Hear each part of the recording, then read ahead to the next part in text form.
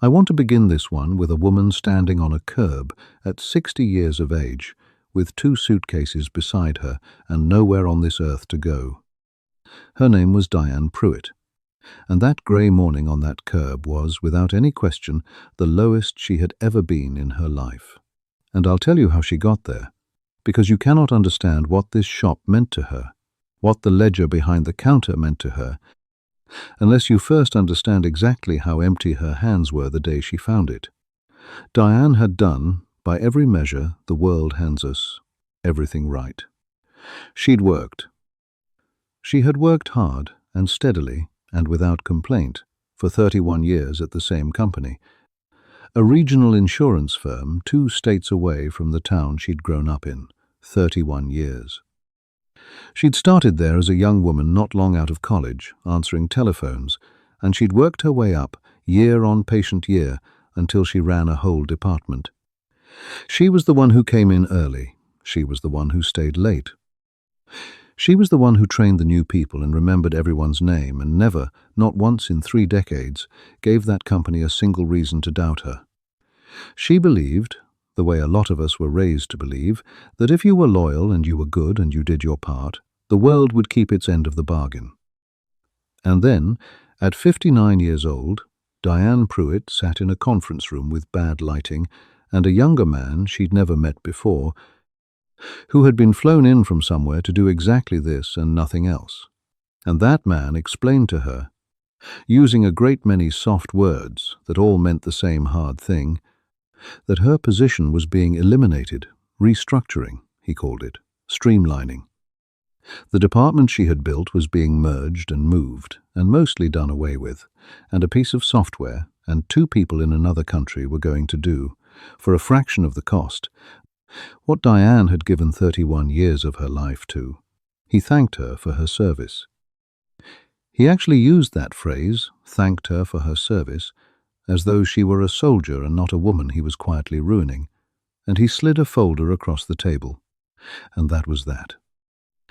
Now, I want you to sit with what that does to a person. Because losing a job at 30 is one thing. You dust yourself off, you're young, you go and find another. But losing your job at 59, that is a different animal entirely. And anyone who's been near it knows exactly what I mean. Diane went looking for work, of course she did, the way she'd always done everything, properly and without self-pity. And she ran straight into the wall that this world has quietly built for people her age, a wall nobody likes to admit is there. The interviews that never came. The applications that vanished into the dark and were never answered. The polite young people across the desk doing the sums in their heads, the salary she'd need against the years she had left, and deciding, without ever saying it out loud, that she was too expensive and too old and too close to the end of her usefulness to be worth the trouble. She watched jobs she could have done in her sleep go to people half her age, and she smiled, and she thanked them for their time, and she went home and she did not cry, because Diane Pruitt was not a woman who cried, and then her savings began to run out. She'd been careful with money her whole life. But careful only takes you so far when nothing at all is coming in, and the bills keep arriving as though the world hasn't noticed your life has fallen out from under you. The bills don't notice, the rent certainly doesn't notice. And Diane was, by this point in her life, entirely alone, which is the part of this I find hardest to tell you. She'd been married, once, years before. A decent enough man who turned out not to be a staying sort of man, and he'd gone, and there were no children. And somewhere in all those years of coming in early and staying late and giving everything to a company that thanked her for her service and threw her away, Diane had let the rest of her life go thin. She had colleagues, but colleagues are not friends, and the moment you're no longer a colleague you find out the difference fast. She had no one. When the savings ran dry, there was no one to call. The eviction notice came on a Tuesday. I always think it's strange the days these things come on. A Tuesday, taped to her door. She had until the end of the month to be out of the apartment she'd lived in for 11 years, because she was 3 months behind and there was no fourth month coming. And so, on that grey morning at the end of that month, Diane Pruitt carried 2 suitcases down to the curb, everything she had managed to keep. And she stood there, 60 years old, a woman who had done everything right, with nowhere on this earth to go. And it was right about then, into that exact moment of her life, that a lawyer's letter arrived to tell her that her father had died and left her a pharmacy that was worth nothing at all. Let me tell you about her father now, because here is where the real story lives. Her father was a man named Sam Pruitt, and Sam Pruitt had been, for very nearly 50 years, the pharmacist in a small town called Hadley, the same town Diane had grown up in. The same town she had left at 18, in something of a hurry, and had spent the rest of her life not going back to. And I have to be honest with you about Diane and her father, because it isn't entirely flattering to her, and a true story shouldn't be. The truth is that Diane had spent most of her adult life quietly, privately, looking down on Sam Pruitt. Not cruelly. She loved him, in the distant way you love a parent you've grown apart from. But she had looked at his life, the little pharmacy on the main street of a town nobody had heard of, the same shop every day for 50 years, the modest house, the modest car. The man who'd never once in his life earned what Diane considered real money, and somewhere along the line she had decided that her father's life was small, that he'd never reached for anything, that he'd settled, and she had built her own life as a kind of answer to his, the career, the city, the climbing, the 31 years of proving that a Pruitt could be more than a small-town druggist counting pills behind a counter. They drifted. You know how it goes. The phone calls got shorter and further apart. The visits dwindled to the holidays and then to almost nothing. She'd told herself she was busy, and she was busy, and being busy is the most respectable way there is to neglect someone you love. When her mother died, some years back, a good woman named Ruth, Diane, came back for the funeral and left 2 days later. And after that, with her mother gone, there was even less to pull her home, and the distance between Diane and her father grew until it was just a card at Christmas and a phone call she always meant to make longer than she did. Sam never complained about it. That was the thing about Sam, as Diane would come to learn, far too late. He never once made her feel guilty. He just kept on, in his small life, in his small town, behind his counter. And whenever she did call, he was so glad to hear her voice that it made the guilt worse, not better. He died a few months before our story starts. A heart attack, quick. The way it sometimes is for men who've spent 50 years on their feet helping other people and not enough time sitting down looking after themselves. Diane had come back for that funeral too, and what she remembered most about it, and what she could not, at the time, make any sense of, was how many people came. The church was full. It was overflowing. People standing at the back, people out on the steps. Hundreds of them, in a town that small, and Diane had stood at the front in her city clothes, the successful daughter back from far away. And she had watched a parade of people she half remembered, and people she'd never met come up to her, one after another, with tears in their eyes, and take her hand, and tell her that her father had been the finest man they ever knew. And she had thanked them, and nodded, and thought, in the private way you think things at funerals, that people always say that sort of thing, that it was kind of them, that it didn't really mean anything.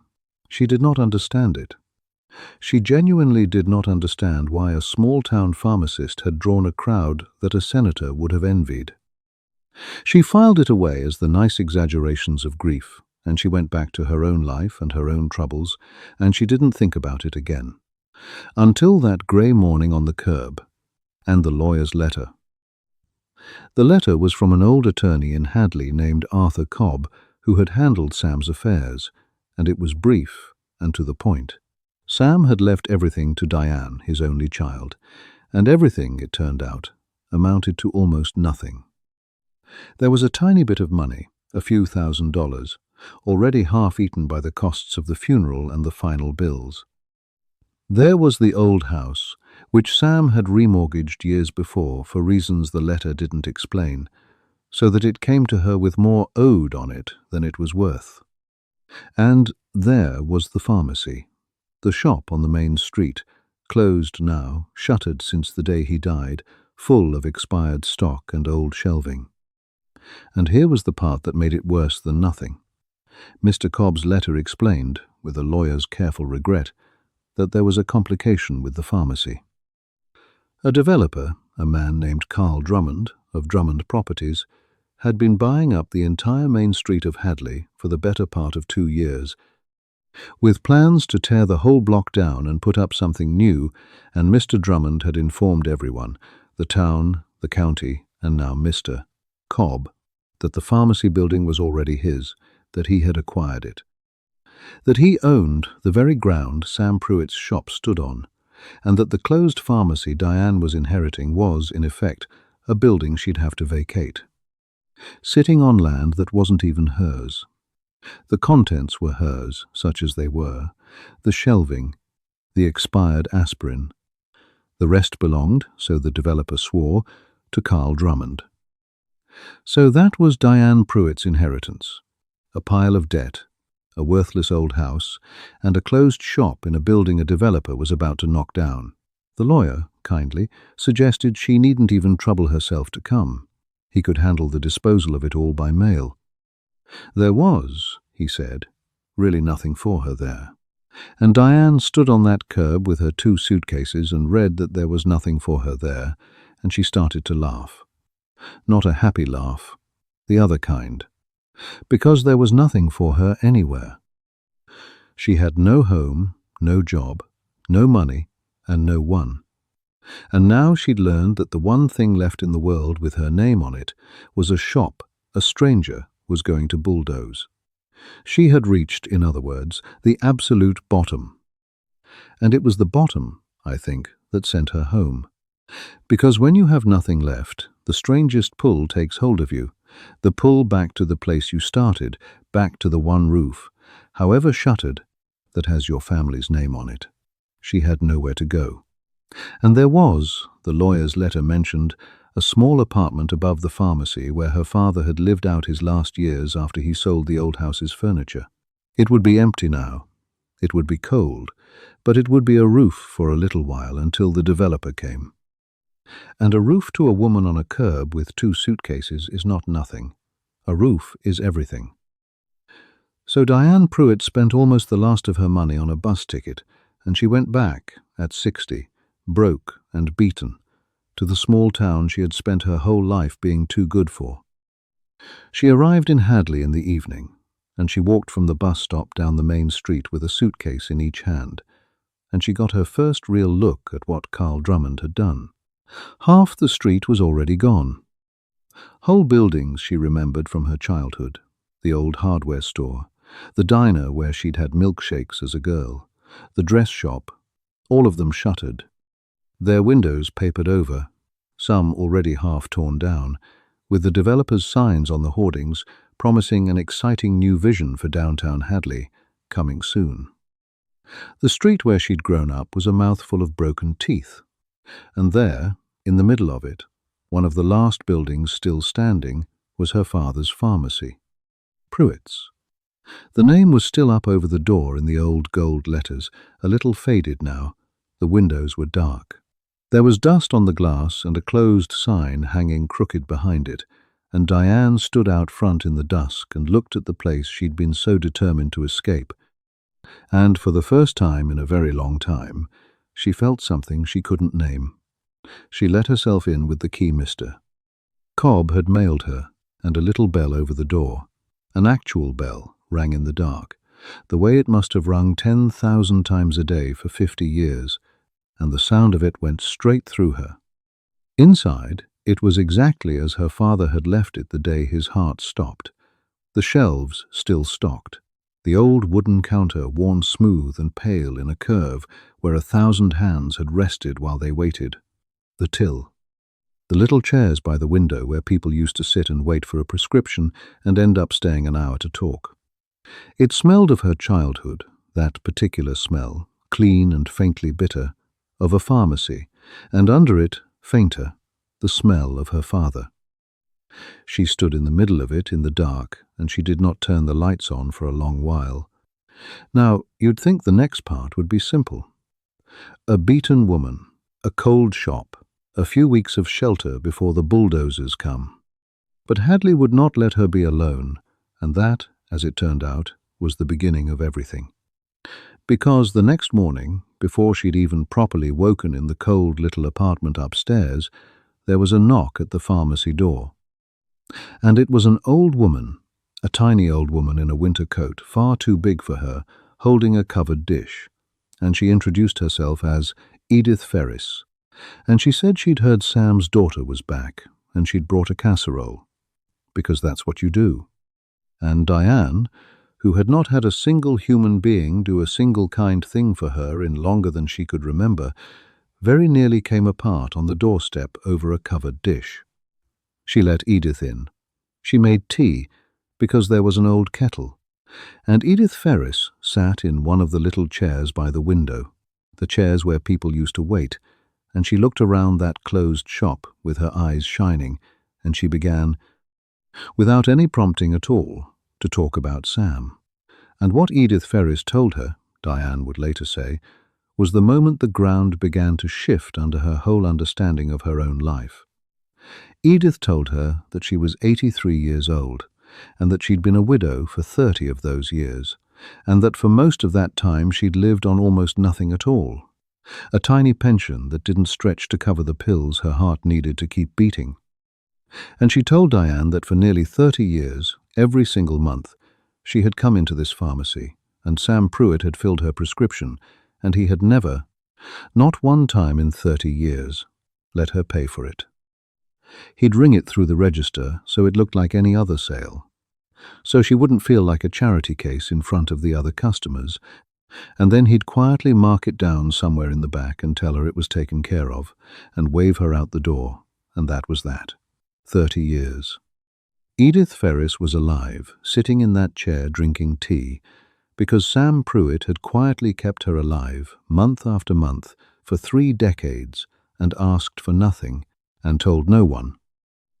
Diane sat very still, and she said, because she had to, "Mrs. Ferris, how many people did my father do that for?" And Edith Ferris looked at her, surprised, as though it were the strangest question in the world, and she said, "Oh, honey, everybody. He did it for everybody who needed it. Where do you think the whole town's been all these years?" And then she said the thing that Diane carried with her ever after. She said, "Your father never let a soul in this town go without their medicine because they couldn't pay. Not once, not in 50 years. We thought you knew. We thought you knew." Diane had not known. Diane had spent her whole life believing her father's life was small. That day, and the days after, the town came. Word went round Hadley fast, the way it does in a small place, that Sam's daughter was back and staying at the pharmacy. And they came, one after another, with casseroles and with stories. And every single one of them had a story, and every single one of the stories was the same story, told 100 different ways. There was a man named Roy, a veteran in his 70s, who told her Sam had carried his heart medication for years after Roy's coverage ran out, and that he'd be in the ground without it.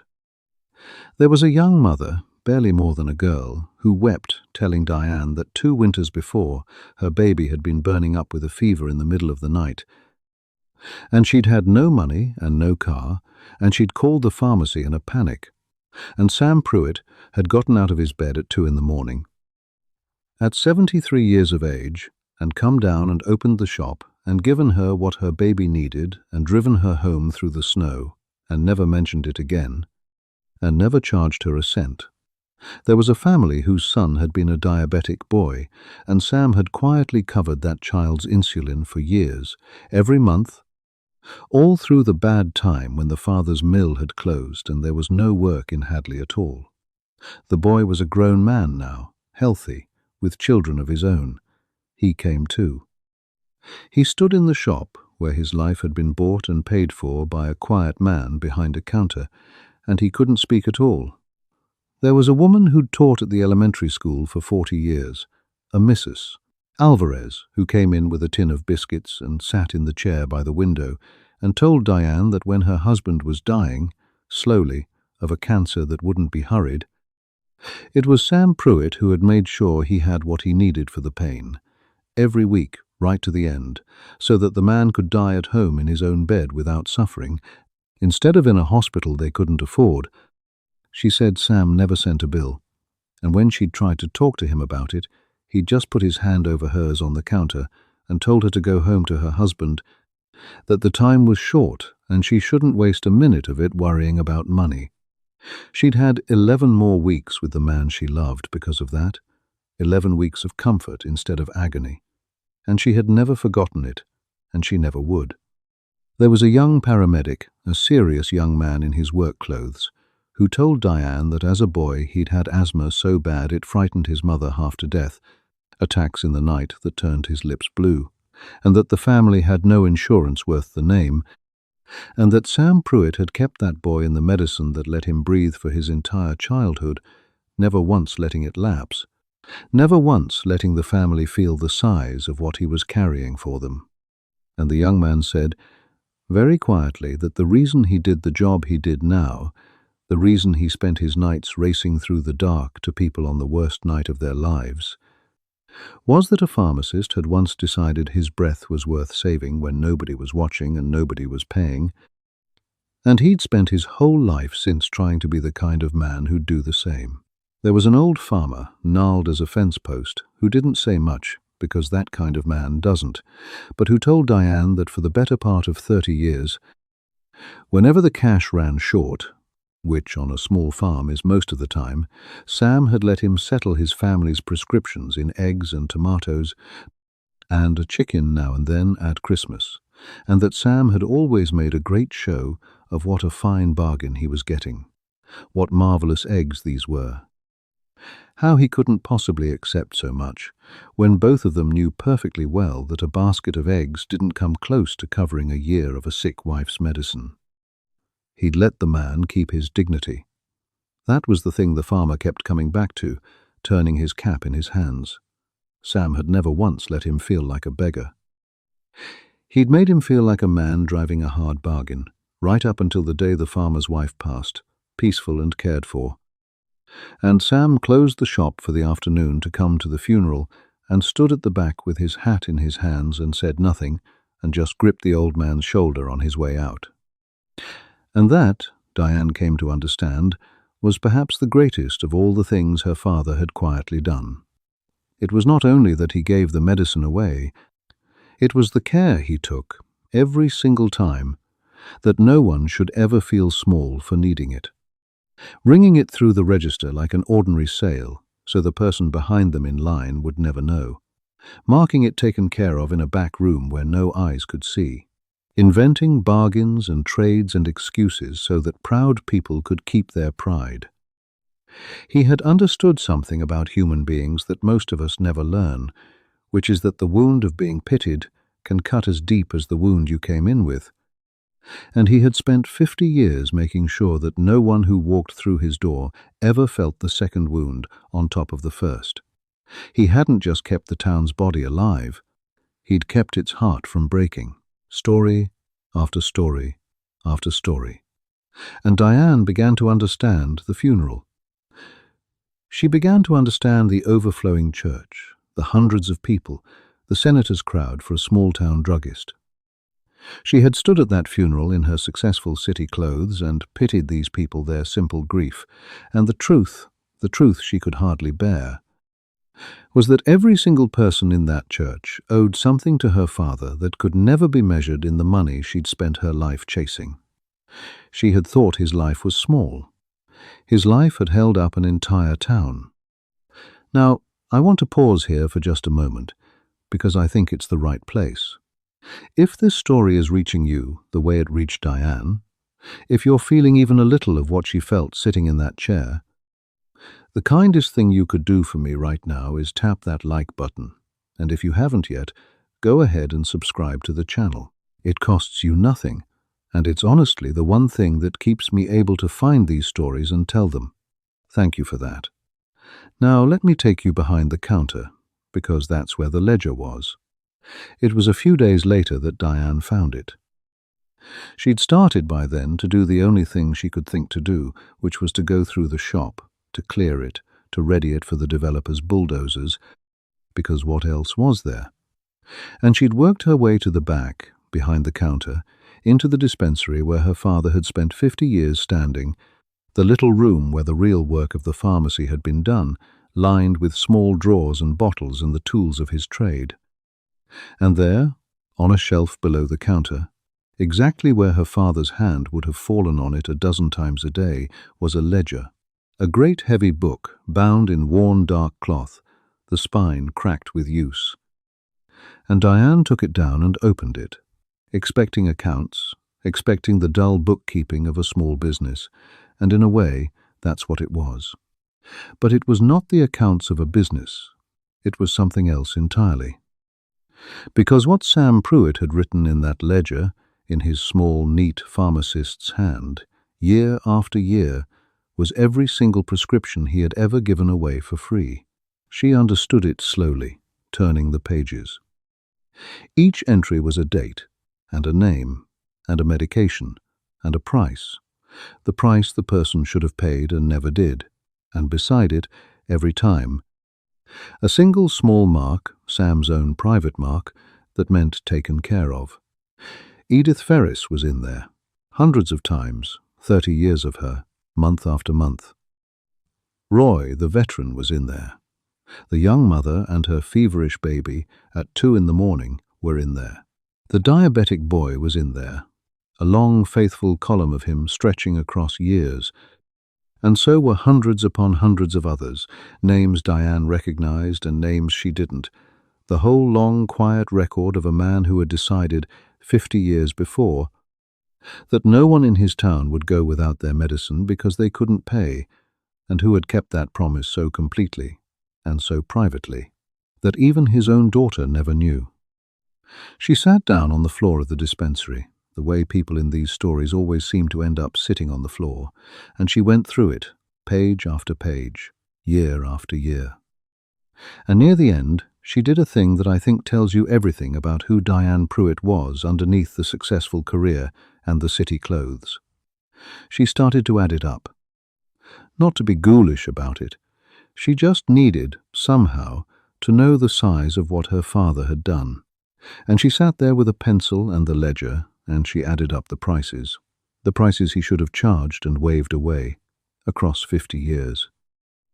It came to a number with 6 figures in it, hundreds of thousands of dollars. Hundreds of thousands of dollars in medicine, given away, one quiet prescription at a time, by a man Diane had pitied for never earning real money. He'd earned it. He'd earned a fortune across those 50 years, and he had given the whole of it back to the town he loved, so quietly that they only fully understood the scale of it now, with his daughter sitting on his dispensary floor doing the terrible arithmetic of his kindness. And here is the thing she understood then, the thing that broke her and remade her at the same time. Her father had not settled. Her father had not been a man who never reached for anything.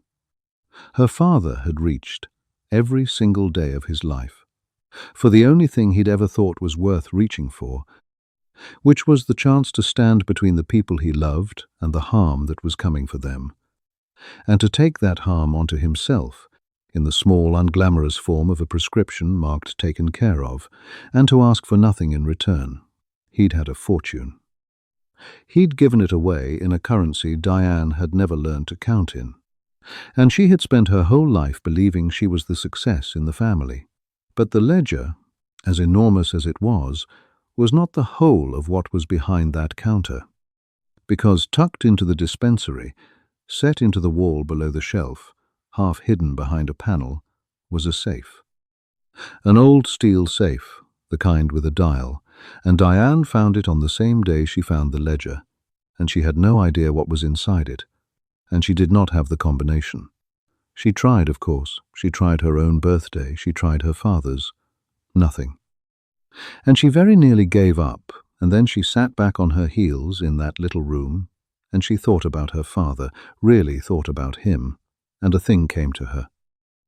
She turned the dial to her mother's birthday, Ruth's birthday, the wife Sam had loved for 50 years and lost and never gotten over. And the safe opened on the first try, because of course it did, because of course that was the number. Because everything Sam Pruitt valued most, he'd kept locked behind the one date that mattered to him more than any other. And inside that safe, Diane Pruitt found the thing that turned this whole story from a sad and beautiful account of a good man into a war that a beaten woman was about to win. There was a little cash, first of all. Not much, a few $100s in old notes, the kind of small reserve a careful man keeps where he can reach it. There was her parents' marriage certificate and a handful of photographs, her mother young and laughing, Diane herself as a baby in her father's arms outside the shop the day it opened. And underneath all of that, flat on the floor of the safe, wrapped in a clean cloth, was a thick folder of documents. And the document on the very top of that folder, the one her father had clearly placed there to be found first, was a deed. The original deed to the pharmacy building, and to the land it stood on, made out, properly and plainly, to Samuel Pruitt.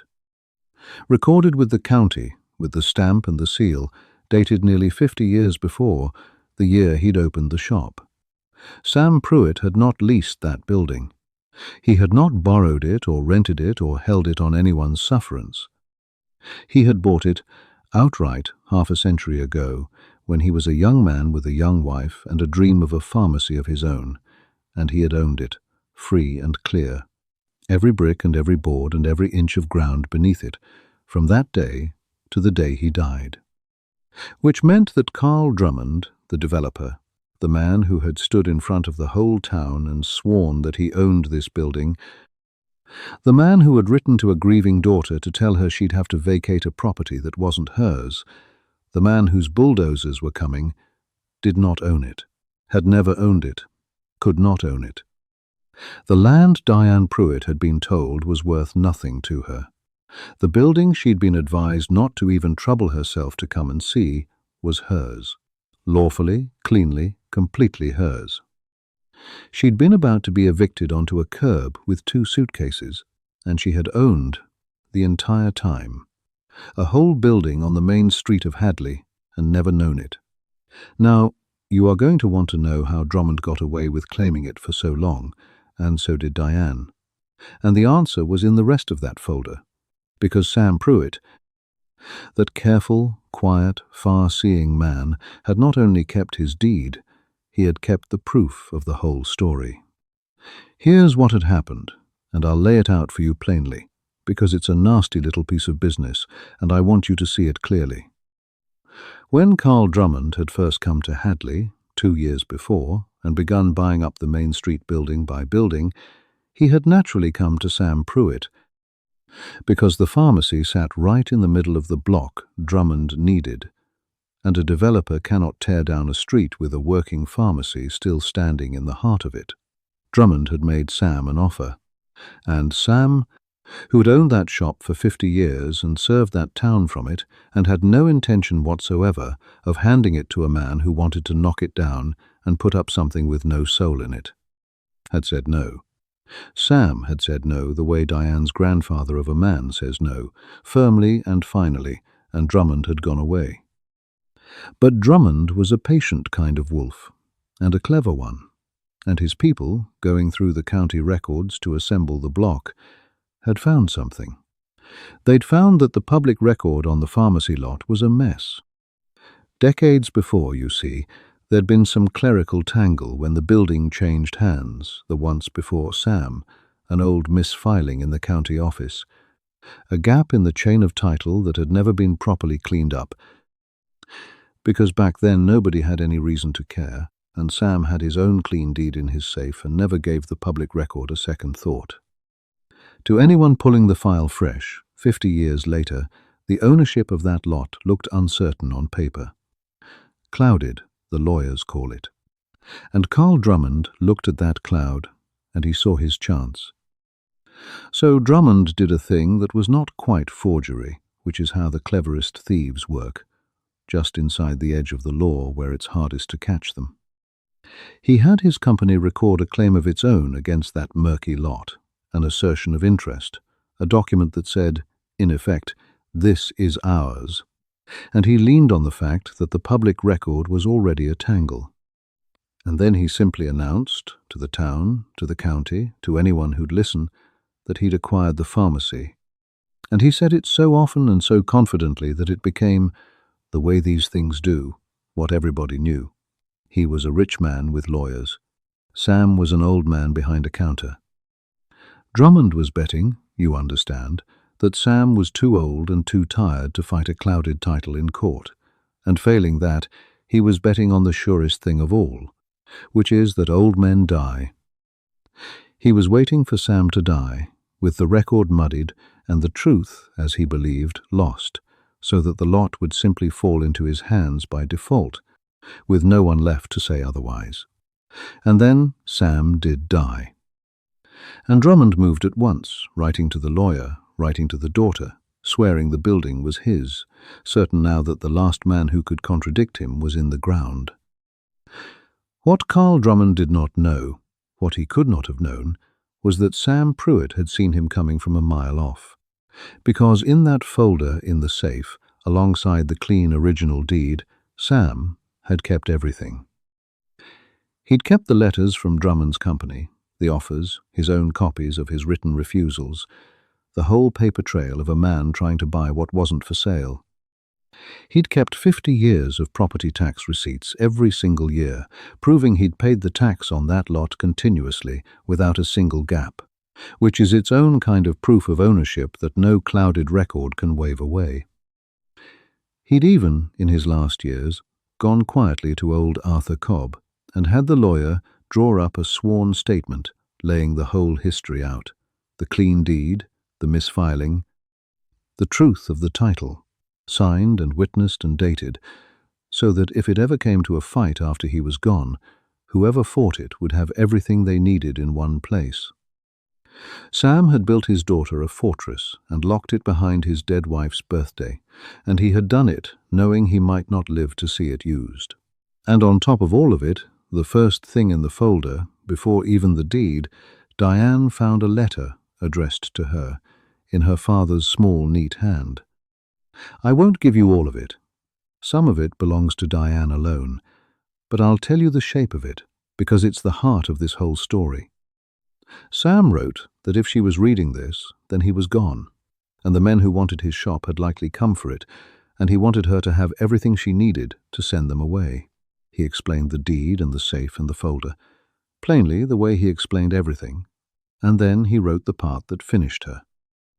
He wrote that he knew she'd thought, all these years, that he'd been disappointed in her for leaving, for staying away, and he wanted her to know that he never had been, not for one single day.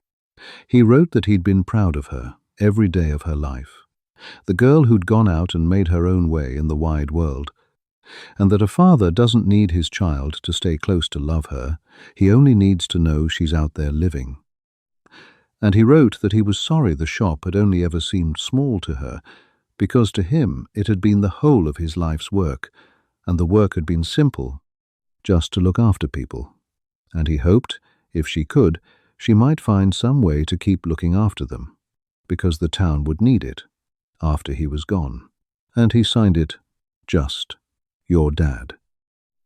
Diane Pruitt sat on the floor of that dispensary with her father's letter in her hands, a woman who 3 weeks before had stood on a curb, believing she had nothing and no one, and she understood, finally and completely, that she had never been poor at all. She'd just been counting wrong her whole life. She also understood that she was about to go to war with Carl Drummond, and that, thanks to her father, she was going to win. The first thing she did the very next morning was walk down what was left of the main street to the office of Arthur Cobb and old Mr. Cobb, who had drawn up that sworn statement for Sam years before and had assumed, sadly, that the deed had been lost when nothing turned up after the funeral, very nearly fell out of his chair when Diane laid the original on his desk, with the folder behind it. He went through it the way these careful old lawyers do, slowly, page by page, and when he was done, he took off his glasses, and Diane saw that the old man's hands were shaking, and not from age. He looked up at her, and he said, "Your father came to me with this 6 years ago. He told me a man would come for the shop one day, after he was gone, and that I was to make sure his girl had what she needed." And then Arthur Cobb said, with a hard light coming up in his old eyes, "Miss Pruitt, I have wanted to do something about Carl Drummond for 2 years, and your father has just handed me the means. Let's get to work." Now, Carl Drummond did not know any of this yet. As far as Drummond was concerned, the muddied lot was his for the taking. The old man was dead, and the daughter was a broke and beaten stranger from out of town who'd be glad to sign anything and go away. And so, a few days later, having heard that Sam's daughter was making a nuisance of herself asking questions, Carl Drummond came to the pharmacy himself to deal with the matter the way he dealt with everything, with money and confidence and the absolute certainty that he held every card. He came in his good coat, with a younger man at his elbow carrying a leather folder, and the little bell over the door rang as he stepped in. That same bell, and Diane was behind the counter, her father's counter, when he walked up to it. And Carl Drummond gave her the smile I have come to know so well across all these stories, the smile a certain kind of man uses right before he takes something from you. And he told her how sorry he was for her loss, and what a fine man her father had been, and how he understood this was all very difficult, and how he wanted to make it easy for her. And then he had his young man lay a document on the counter, a quitclaim, a paper for Diane to sign that would surrender any last claim she imagined she had to the building, and beside it he slid a check, a small one, a few $1,000s, for her trouble, he said. A goodwill gesture, he called it, from one reasonable person to another, to help her on her way out of town. And Diane Pruitt looked down at the check, and the quitclaim, and the smiling face of the man who'd been waiting for her father to die so he could steal the work of his life. And she felt something rise up in her that she had not felt in all the long grey months of being thanked for her service and turned away from interviews and taped notices on doors. She felt, for the first time in a year, absolutely and completely certain of where she stood, and she did not raise her voice. She just reached under the counter, to the shelf where her father's hand had fallen a dozen times a day for 50 years, and she brought up a folder of her own, and she laid it on the counter next to his check. And on the top of it, where Carl Drummond could not help but see it, was the original recorded deed to the building he was standing in, made out to Samuel Pruitt, 50 years old and clean as the day it was stamped.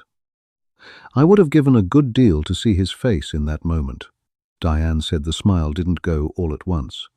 That was the strange thing.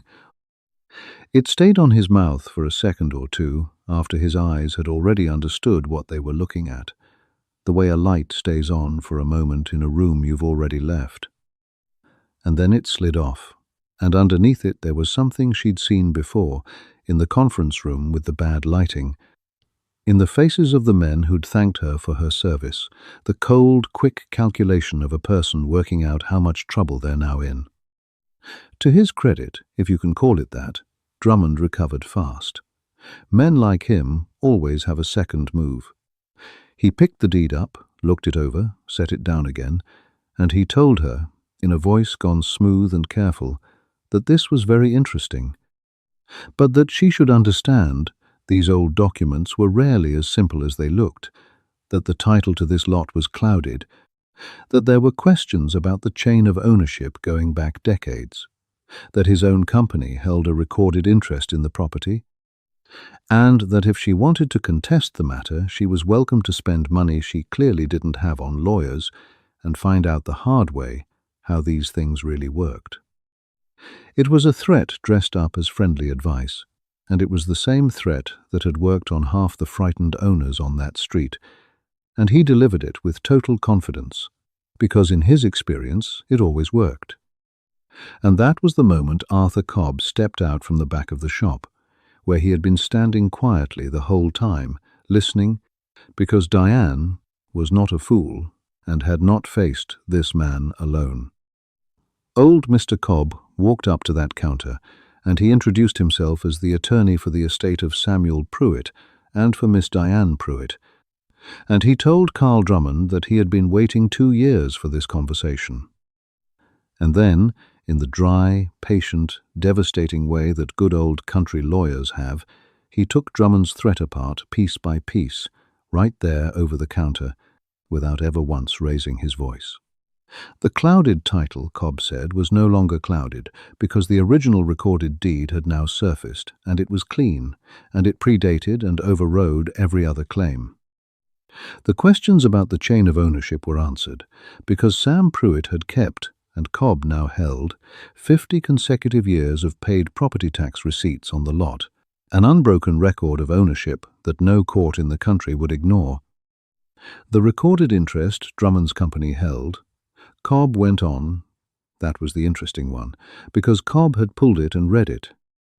And it was an assertion of claim recorded against a property Drummond had no actual instrument of sale for, no deed, no contract, no signature from Sam Pruitt. Nothing but the bald assertion itself, dropped into a muddied record in the hope that no one would ever check. And then Arthur Cobb said the thing that took the last of the colour out of Carl Drummond's face. He said that recording a false claim of ownership against another person's property, with intent to acquire it, had a name, and that the name was not a polite one, and that he, Cobb, had in his office a sworn statement from Sam Pruitt himself, drawn up 6 years ago in anticipation of this exact day, laying the whole scheme out, and that he would be delighted, simply delighted, to walk all of it into the county courthouse and let a judge decide whether Mr. Drummond's confidence had been well placed. Carl Drummond did not stay much longer after that. He gathered up his cheque and his quitclaim and his young man, and he said something about how there'd plainly been a misunderstanding, and how there was no need for anyone to be hasty, and he left, and the little bell rang over the door behind him, and Diane Pruitt stood in her father's shop, which was hers, free and clear, and she did not feel triumphant exactly. She felt, she said, like her father was standing just behind her, like he had been standing behind her the whole time. Now, you might think that was the end of Carl Drummond, but it wasn't, not quite, because a wolf with that much money sunk into a project does not give up over one bad morning. He went away and he came back with lawyers, real ones, city ones, in good suits, and for a few weeks he tried every angle a clever and well-funded man can try. He tried to argue the old misfiling really did cloud the title. He tried to argue Sam had abandoned some part of his claim. He tried, when that failed, to simply outspend Diane, to bury her in motions and filings and costs until she gave up from sheer exhaustion, which is the oldest trick the rich have for taking things from people who aren't. And in the end, because Diane would not give up and old Arthur Cobb would not let her, the whole thing came to a hearing in the county courthouse before a judge. And I want to take you into that room, because it was the moment the fortress Sam Pruitt built was finally put to the test. It was a small courtroom, the kind a town like Hadley has, with worn wooden benches and a radiator that knocked in the corner, and on the morning of the hearing those benches were full, because by then the town had begun to understand what was happening, and they had come to watch. Drummond sat at one table with 2 of his city lawyers, all leather folders and quiet confidence, and at the other table sat a 60-year-old woman in the one good outfit she had never quite gotten around to selling, and beside her an old country attorney with a cardboard box of her father's papers resting on the floor by his chair. Drummond's lawyers went first, and they were good, I will grant them that.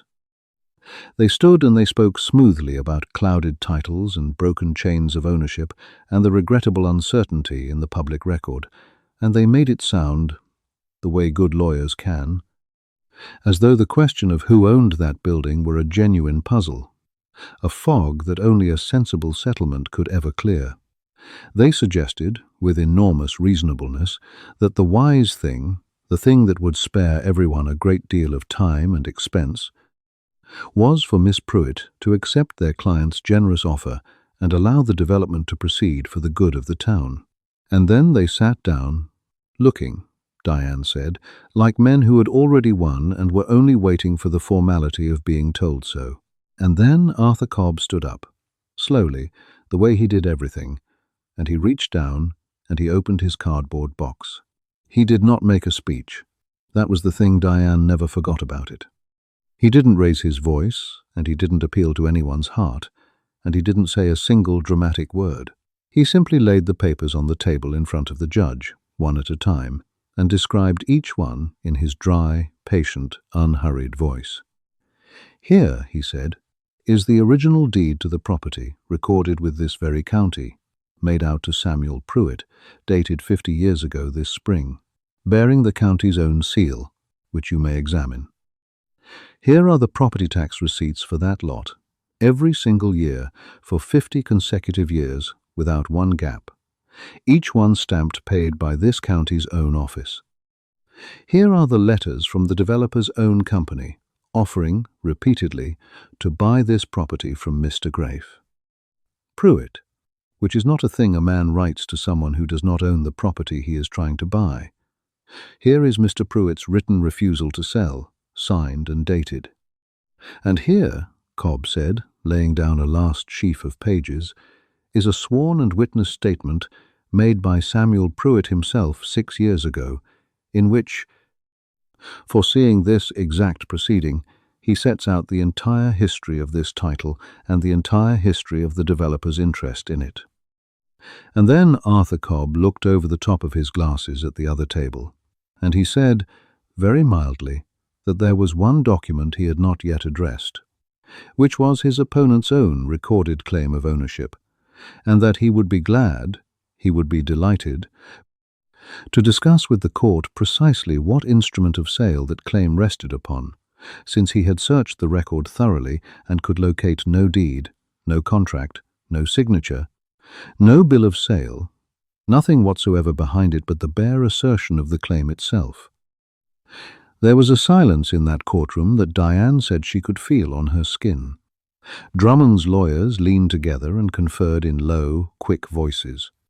And the judge, an older man who had lived in that county his whole life and had, as it happened, bought his own children's medicine across Sam Pruitt's counter more than once in lean years, took his time with the original deed, and with the 50 years of tax receipts, and then he looked for a long moment at the recorded claim with nothing at all behind it.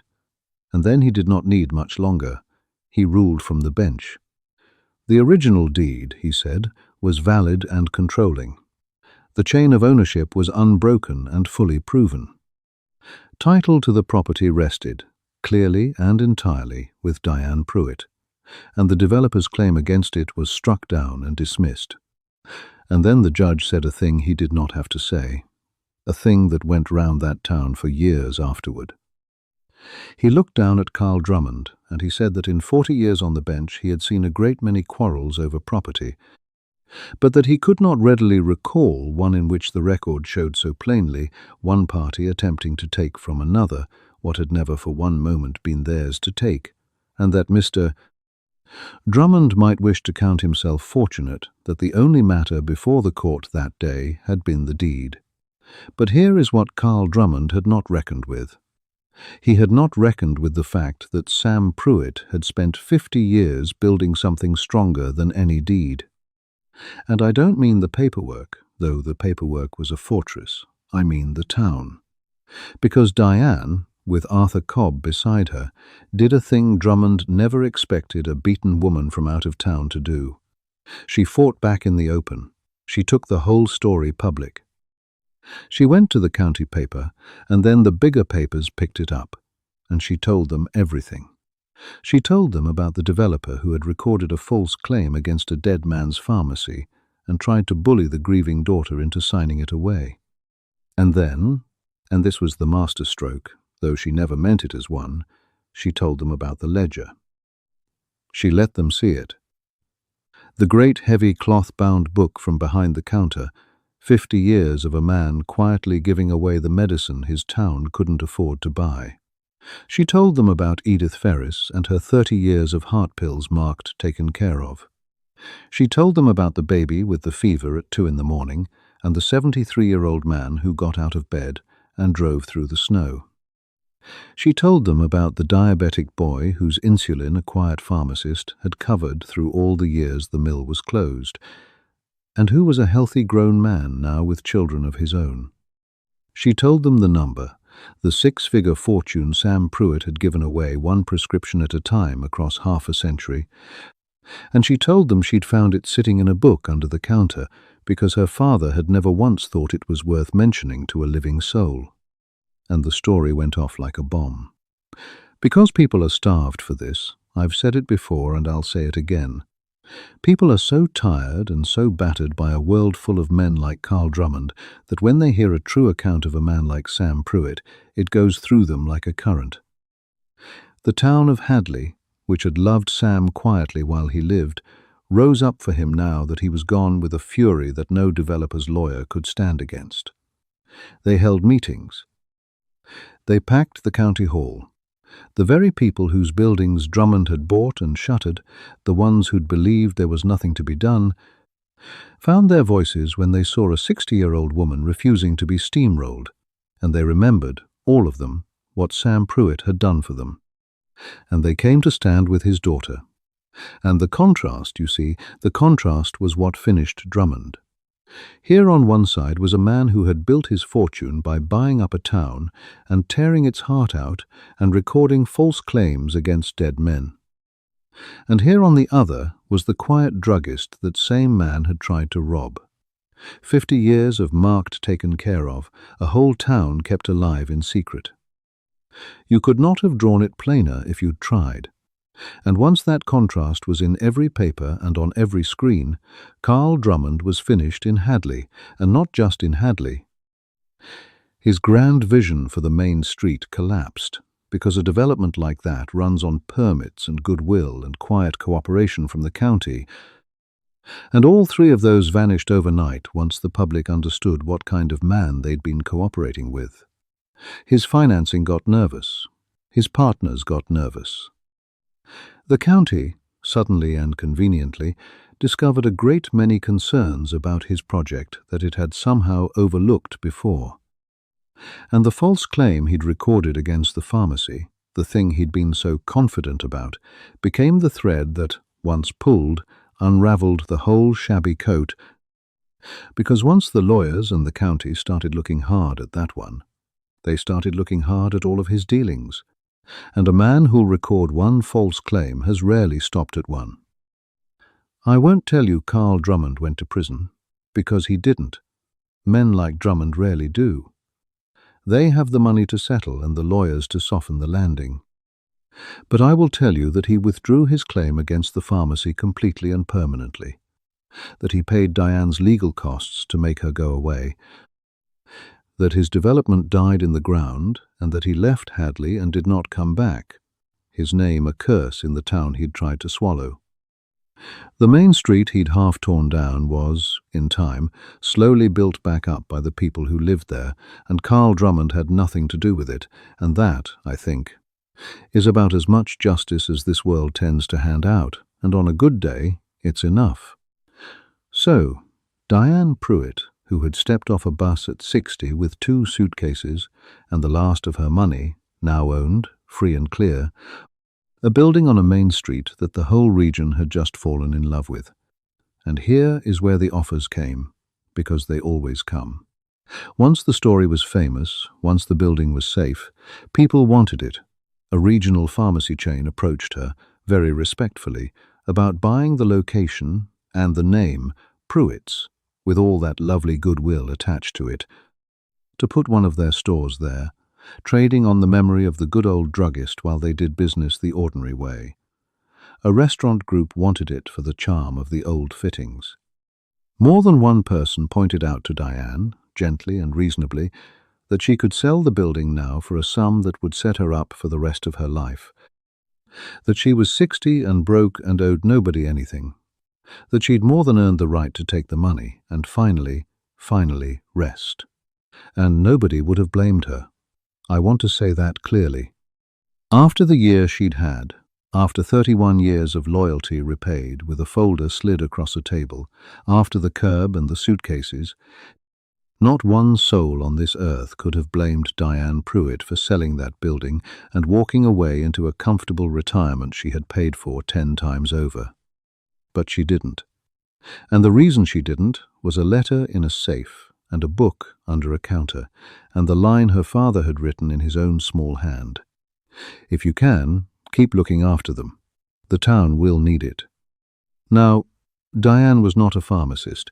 She couldn't simply reopen the shop and stand behind the counter the way Sam had, and she was honest enough with herself to know it. But she was, you'll remember, a woman who had spent 31 years building and running a whole department, who knew how to organize, how to manage, how to make a thing work. She had spent her whole career using those gifts to make money for a company that threw her away.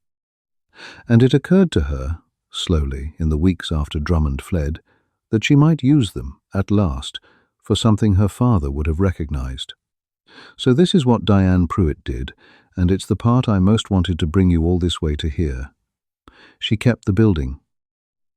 She moved properly into the little apartment above it, and for the first time in over a year, longer really, she had a home, a real one, with her family's name over the door, a home that no one could ever tape a notice to or take away. And then she went to work, doing the things she knew how to do.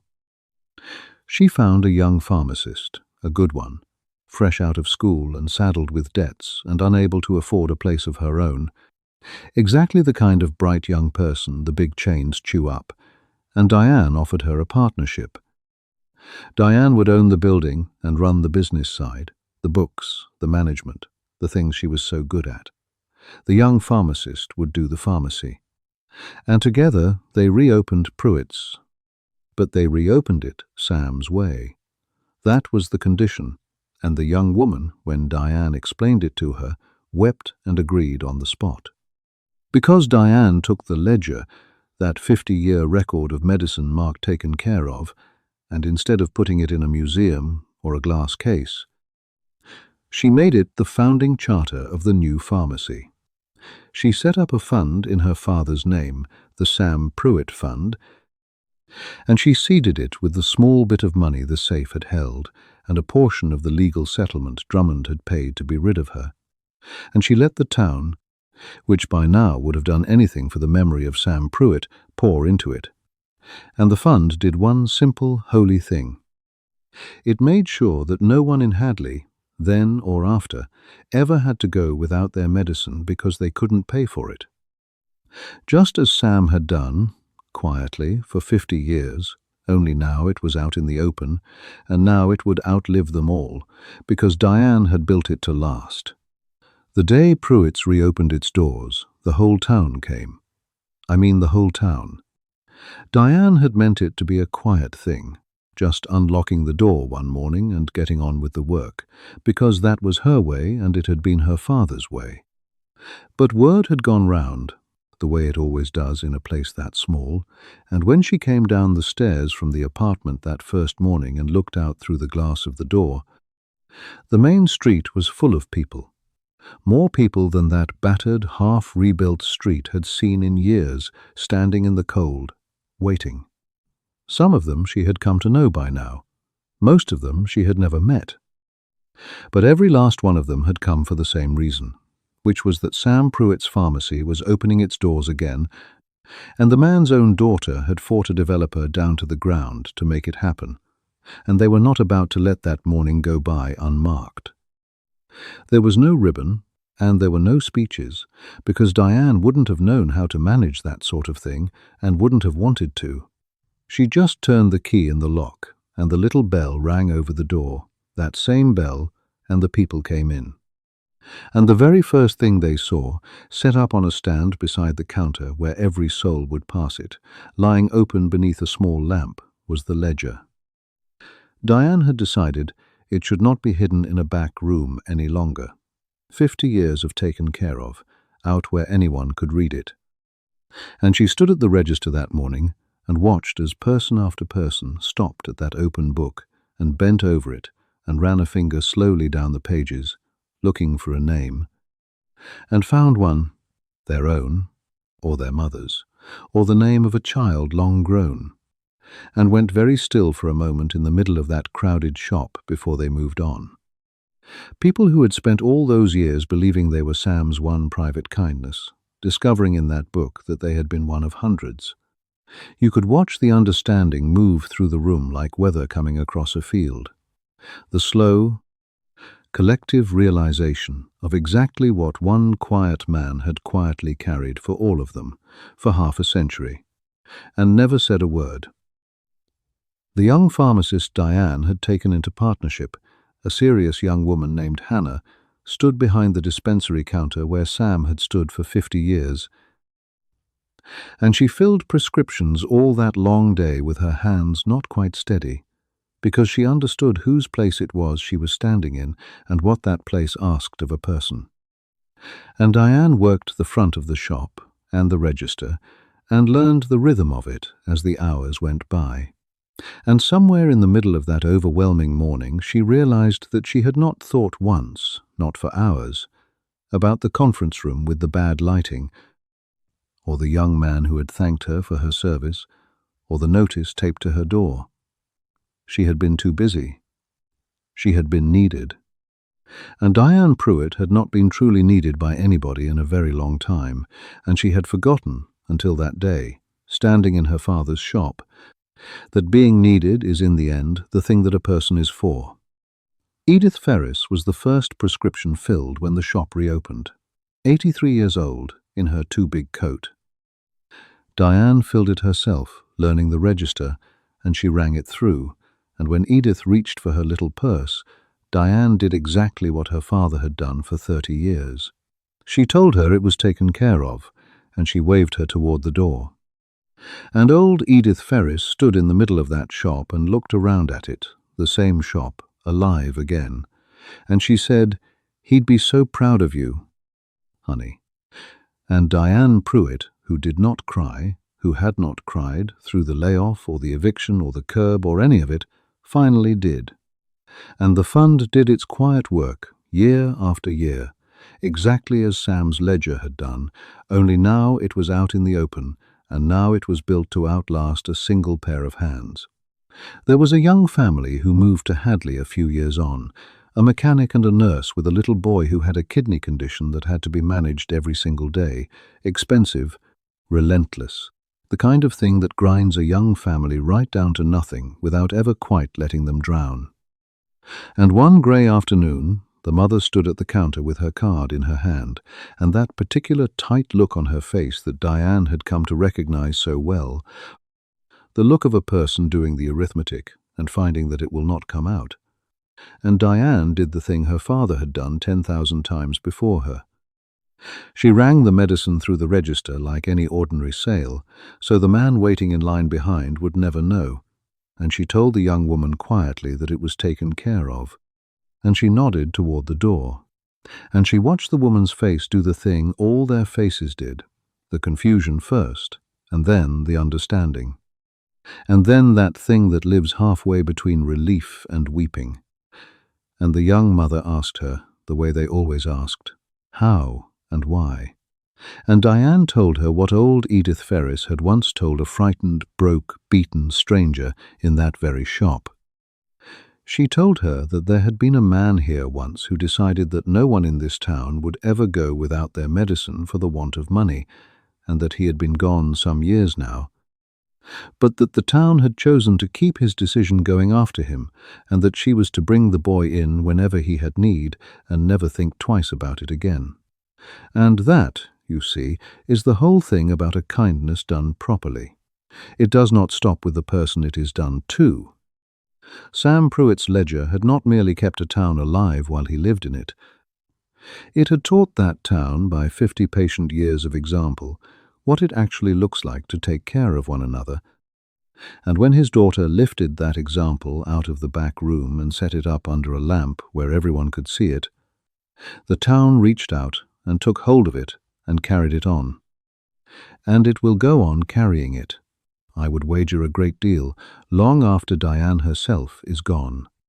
That little boy with the kidney condition will grow up, the same way the diabetic boy grew up, healthy and whole, and one day, years from now, he will do some quiet thing for some stranger who needs it, and he will never quite be able to say where the urge to do it came from. I can tell you where it came from. It came from a worn wooden counter on the main street of a town called Hadley, and a quiet man nobody outside that town ever heard of, and a heavy cloth-bound book filled, page after page after page, with the two simplest and best words in the language, taken care of. She ran that pharmacy for the rest of her working life. The successful career woman who'd thought her father's life was small spent the back half of her own life behind his counter, in his town, doing his work, and she said, near the end of it, that those were the only years she'd ever truly understood what she was for. She'd spent 31 years climbing towards something the world told her was the top, and she'd found out, at 60, with 2 suitcases on a curb, that the thing actually worth reaching for had been waiting the whole time in a small shop on a small street in a town she'd been too proud to come home to. Because the world had looked at Sam Pruitt's pharmacy and called it worth nothing. A closed shop, expired stock, a clouded title, a building in a developer's path. Worth nothing, they said. Don't even trouble yourself to come and see it. And it had held a fortune given away in kindness, and a deed clean as the day it was stamped, and the means to send a thief packing, and a home for a woman with nowhere to go, and a way to keep a whole town from harm for generations. It was the most valuable thing in Hadley. It always had been. They'd just been counting it wrong, the way Diane had counted her whole life wrong, in the only currency the world ever taught any of us to count in, until she lost everything that currency could buy and finally learned to read the other ledger, the one her father had been keeping under the counter all along. That's the story of Diane Pruitt and her father Sam, and the pharmacy that was worth nothing and worth everything. Thank you for staying with me to the end of it. If it moved you, tap that like, and subscribe if you haven't. If you'd like these without adverts, my Patreon is patreon.com/Tatum Stories. There's another of my stories on your screen right now, so go on and have a listen. This has been Arnold Tatum. Look after each other out there.